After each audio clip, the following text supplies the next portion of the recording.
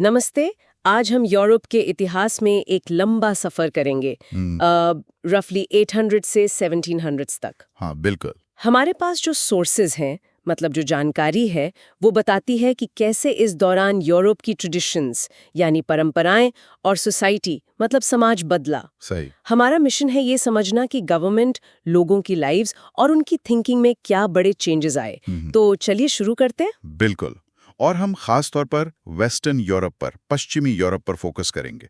कहानी शुरू होती है जब पुराना रोमन एम्पायर पश्चिम में कमजोर पड़ गया। हाँ। कोई एक मजबूत राजा नहीं था, तो कंट्रोलिंग लैंड मतलब जमीन पर कब्जा रखना वो सबसे जरूरी हो गया। अच्छा। इसी माहौल में धीरे धीरे फ्यूडलिज्म यानी सामंतवाद का सिस्टम बना।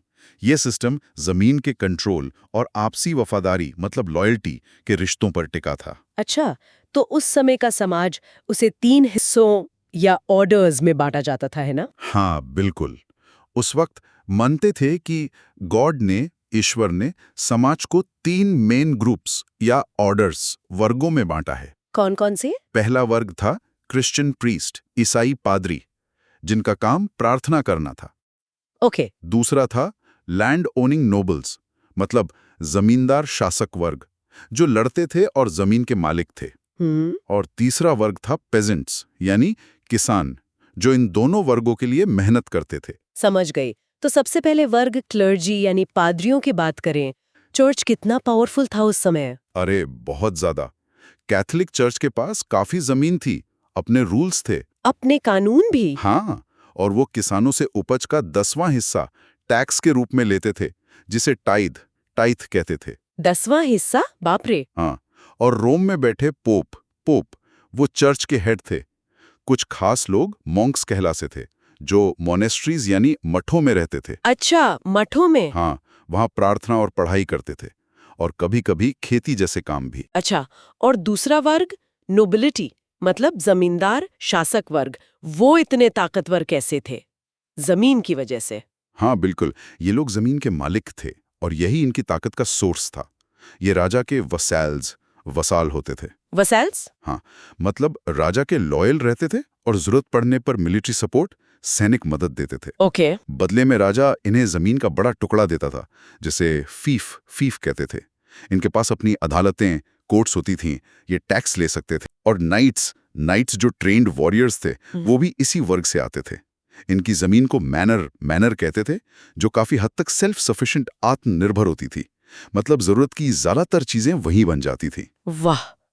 तो फिर तीसरा वर्ग पीजेंट्स यानी किसान, उनकी जिंदगी कैसी थी? जाहिर है मुश्किल रही होगी। हाँ बहुत।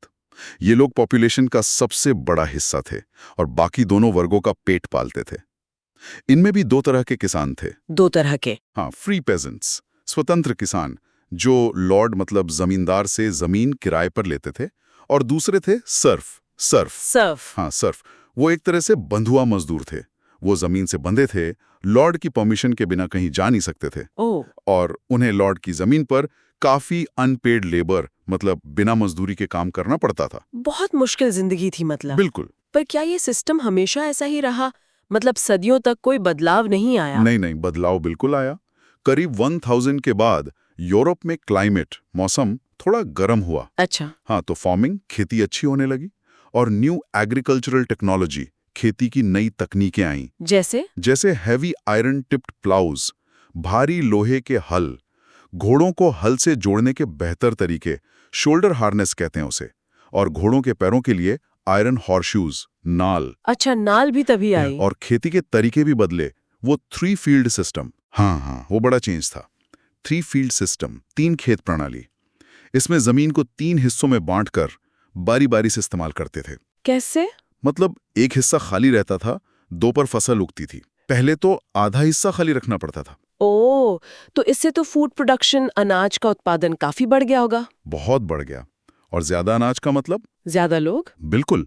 यूरोप की पॉपुलेशन बढ़ी, किसानों के पास बेचने के लिए सरप्लस ग्रेन, अतिरिक्त अनाज हुआ। तो बाजार बने होंगे। हाँ, मार्केट्स बने, और धीरे धीरे टाउन्स, शहर बसने लगे। शहर, ये तो एक नया एलिमेंट आ गया समाज में। हाँ, ये शहर एक तरह से 4th ऑर्डर, चौथा वर्ग बन गए। यहाँ किसान नहीं, बल्कि व्यापारी, मर्चेंट्स, कारीगर, क्राफ्ट्समैन, बैंकर, वकील, लॉयर्स, ऐसे लोग रहते थे। अच्छा। कारीगरों ने अपने गिल्ड यानी संगठन बनाए और तब एक कहावत थी, टाउन एयर मेक्स फ्री। शहर की हवा आजाद करती है। इसका क्या मतलब? मतलब अगर कोई सर्फ भागकर शहर में 1 साल और 1 दिन रह ले तो वो आजाद माना जाता था। सच में? बस 1 साल? कमाल है। हाँ, और बड़े बड़े चर्च बने जिन्हें कैथीड्रल कहते हैं, उनके आसपास शहर और मजबूत हुए। लेकिन फिर 1300s में कुछ गड़बड़ हुई ना, संकट का समय। हाँ, हालात बिगड़े, मौसम पे ठंडा और गीला वेटर हो गया, फसलें खराब हुई, चांदी की कमी हुई, शॉर्टेज ऑफ सिल्वर, जिससे ट्रेड व्यापार पर असर पड़ा। और वो महामारी। हाँ, फिर आई सबसे बड़ी मुसीबत, द ब्लैक डेथ, प्लेग की महामारी, करीब 1347 से 1350 के बीच। ओह। इसने यूरोप की बहुत बड़ी आबादी, शायद 20 से 40% या उससे भी ज्यादा, खत्म कर दी। बाप रे, 20 to 40%। इसका क्या असर हुआ होगा समाज पर? लेबरर्स की कमी हो गई होगी। बहुत भारी कमी हो गई। जो किसान बचे, उनकी वेजेस, मजदूरी बहुत बढ़ गई। इंग्लैंड में तो कहते हैं 250% तक बढ़ गई थी। 250%? हाँ, और किसानों में लॉर्ड्स के खिलाफ विद्रोह भी किए, पेजेंट रिवोल्ट्स हुए। अच्छा। तो इस संकट ने फ्यूडलिज्म को बहुत कमजोर कर दिया। लॉर्ड्स अब कैश रेंट, नकद किराया लेने लगे क्योंकि मजदूर मिलना मुश्किल था। इससे मनी इकोनॉमी, पैसों का चलन और बढ़ा। तो क्या इसी वजह से राजा ज्यादा शक्तिशाली हुए, वो जिन्हें न्यू मोनार्क्स कहते हैं? हाँ बिल्कुल, इसी माहौल में 1400s और 1500s में राजा पहले से ज्यादा पावरफुल होने लगे। कौन थे ये न्यू मोनार्क्स? जैसे फ्रांस में लुई दी 11th और इंग्लैंड में हेनरी द 7th। इन्होंने अपनी स्टैंडिंग आर्मीज, स्थायी सेनाएं बनाई, नेशनल टैक्सेस, पूरे देश पर टैक्स लगाएं, और ब्यूरोक्रेसी, मतलब सरकारी ऑफिसर रखे। और टेक्नोलॉजी का भी असर हुआ होगा, बंदूकें, तोपें। हाँ, गन्स और कैनन्स आने से पुराने किले और नाइट्स की अहमियत कम हो गई। इंग्लैंड में पार्लियामेंट बनी, जिसमें हाउस ऑफ लॉर्ड्स और हाउस ऑफ कॉमन्स थे। राजा को टैक्स के लिए पार्लियामेंट से मंजूरी लेनी पड़ती थी। और फ्रांस में? फ्रांस में राजा ज्यादा एब्सोल्यूट, मतलब निरंकुश बने रहे। और इसी दौरान यूरोप के लोग दुनिया खोजने भी निकले थे, जैसे कोलंबस और वास्को दा गामा। सही, वास्को दा गामा 1498 में इंडिया पहुंचा, कोलंबस 1492 में अमेरिकास पहुंचा, हालांकि उसे लगा कि वो वेस्ट इंडीज है। इन यात्राओं के क्या नतीजे निकले? मिले जुले थे। यूरोपियंस ने नई जगहें देखी, पर अक्सर फोर्सफुल ऑक्यूपेशन, जबरदस्ती कब्जा किया। वे अपने साथ डिजीजेज, बीमारियां ले गए, जिनसे अमेरिकास के इंडिजिनस पॉपुलेशंस, मूल निवासियों की बड़ी संख्या में मौत हुई। ओ, ये तो दुखद है। हाँ, और 1442 से अफ्रीका से दासों को अमेरिका ले जाने का दुखद ट्रांस अटलांटिक स्लेव ट्रेड, वो सिलसिला भी शुरू हुआ।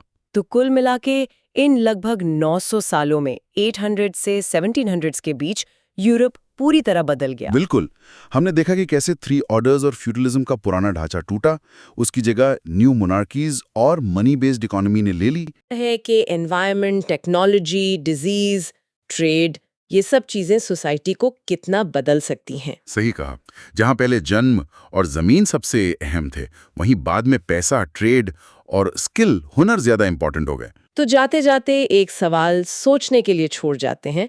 आज हमारी आइडेंटिटी, हमारी पहचान और सोशल पोजीशन समाज में जगह कैसे तय होती है? हाँ, और कौन सी फंडामेंटल फोर्सेस, कौन सी बड़ी ताकतें आज हमारी दुनिया और हमारी ट्रेडिशंस को बदल रही हैं? शायद अतीत के इन बदलावों को समझना हमें आज के बदलावों को देखने का एक नया नजरिया दे सकता है।